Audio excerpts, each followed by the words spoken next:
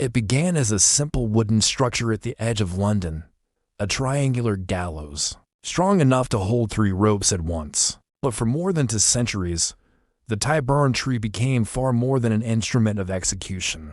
It was a stage where the state displayed its power, where justice became entertainment, and where human life ended not in silence, but in the roar of a crowd.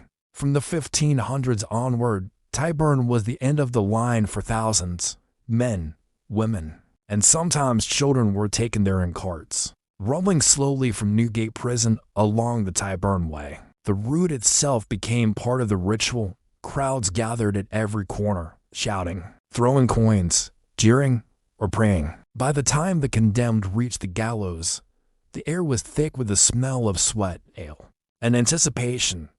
It was not a quick death. Executioners of the time rarely broke necks cleanly. The drop method, the one designed to snap the spine instantly, came much later in Tyburn's early days. Hanging was a slow strangulation.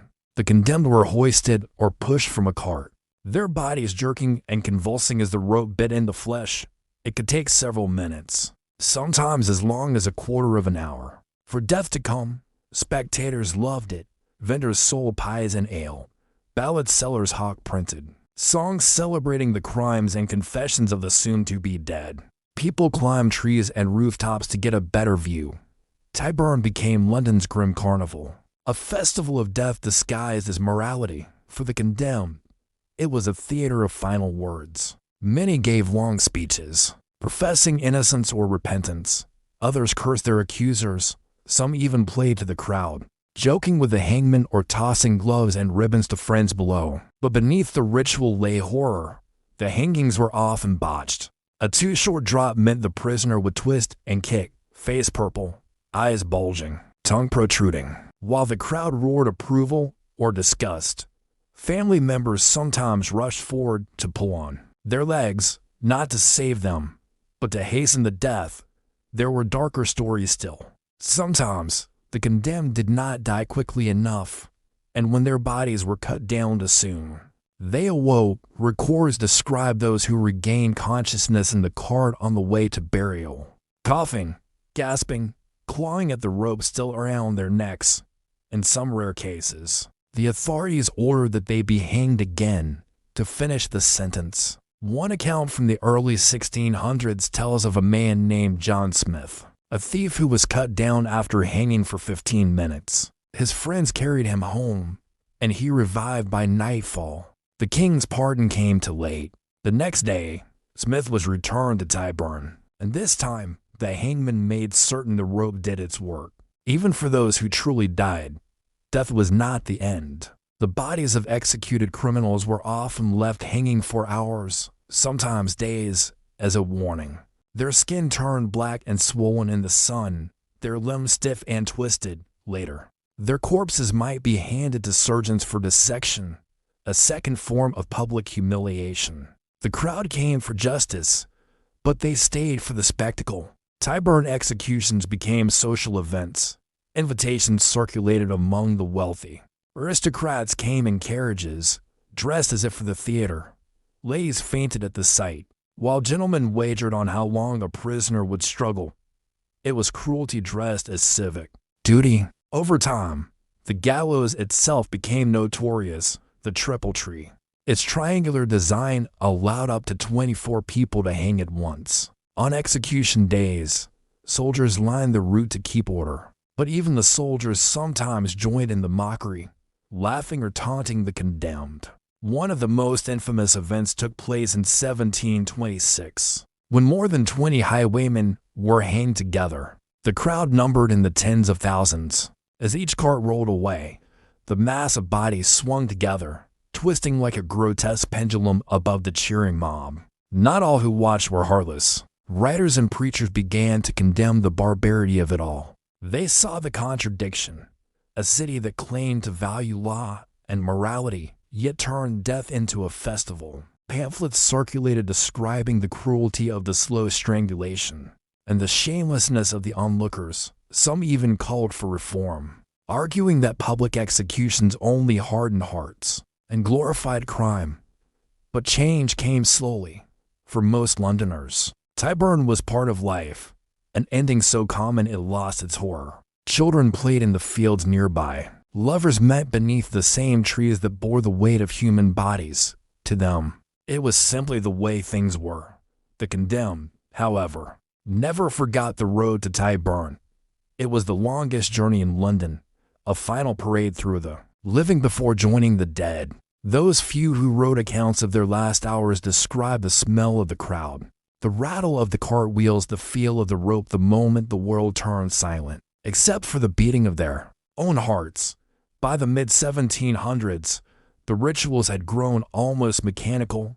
Prisoners confessed, the crowd cheered, the trap gave way, and London moved on. But to foreign visitors, it was a shocking sight, proof of how even a civilized empire could thrive on cruelty. One French observer wrote that the crowd laughed as if watching a comedy. Another noted that the hangman, after cutting down a corpse, held up the body as head for the spectators to see, and was rewarded with coins tossed from the crowd. This was justice at Tyburn, theatrical, public, and drenched in contradiction. It punished crime, yet celebrated it. It sought to teach fear, yet became a form of amusement. And through it all, the gallows stood silent, its wooden beams weathered by rain and soaked in the memory of countless final breaths. Beneath those beams, thousands ended their lives, thieves, rebels, soldiers, women, and even priests, all equal at the end of the rope. By the time the 18th century neared its close, Tyburn had claimed so many souls that Londoners began to call it the dead way. Yet even then, the crowds did not lessen. Every hanging was still an event, a moral lesson wrapped in a public spectacle, where the line between punishment and entertainment blurred completely. The gallows creaked, the rope swayed, and the crowd cheered. And London, restless, merciless, and fascinated by death, kept watching. By the late 1700s, the air around Tyburn began to change. The same London that once thrived on the spectacle of suffering was growing uneasy. Voices of reform echoed in Parliament and pamphlets, and in the pulpits. The city's population was swelling, but so was its conscience. Slowly, painfully, people began to ask whether such cruelty truly served justice, or simply fed the darkest hunger of the crowd. The gallows still stood, but its shadow grew heavier with meaning. For centuries, Tyburn had been a symbol of order and fear, but now it became a mirror, reflecting the hypocrisy of a system that preached virtue while entertaining itself with death. Records from those final decades show the changing mood. Reports describe a growing discomfort, especially among the educated. The blood-soaked ground that had once drawn thousands now stirred pity, rather than applause. A few brave writers began to publish accounts not of the condemned, but of the executioners, men who made their living tightening ropes and pushing carts. Hardened by the screams of hundreds, they were feared, but also pitied. Ghosts among the living, carrying the smell of Tyburn wherever they went. Still, the hangings went on. One of the last great crowds gathered in 1783. When Tyburn's final executions took place, the condemned were taken, as always, from Newgate. But this time, there was a sense of ending in the air.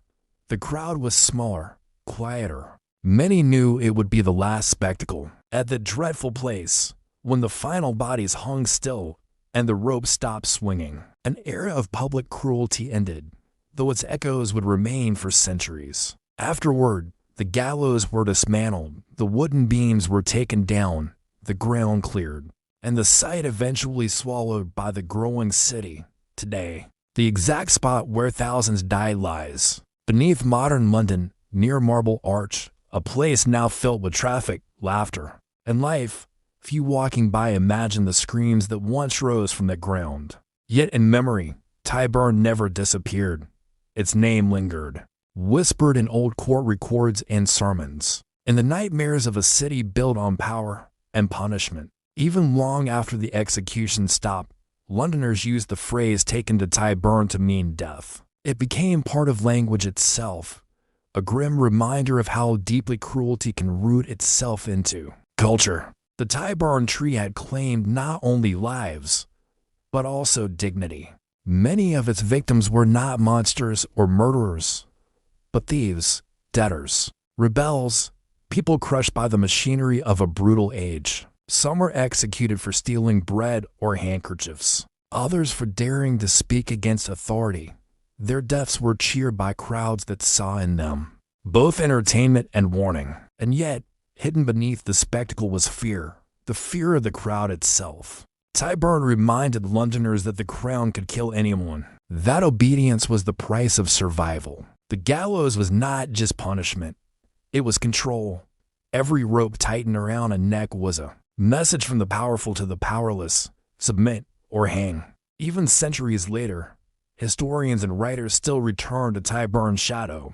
They study the names, the crimes, the chilling records of executions described in cold legal ink, and every so often, they uncover strange traces, confessions carved into the wood of prison walls, letters written by trembling hands hours before the cart arrived. In those words, the condemned speak not only of death, but of injustice, confusion, and despair. Perhaps the greatest tragedy of Tyburn was not how many died there, but how easily their deaths were accepted, how pain became routine, and suffering turned into sport.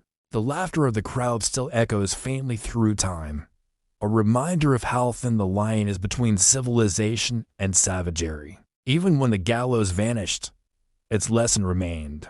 Public hangings gave way to executions behind prison walls, quieter, hidden, yet born from the same instinct to punish through death. Humanity learned to look away, but not to change. Today, when we read of Tyburn, it feels like a nightmare from another world. But in truth, it is closer than it seems. The same hunger for spectacle, for humiliation, for power over life and death, it still lingers. Reshaped, disguised, yet alive. The story of Tyburn is not just about the people who swung from its ropes.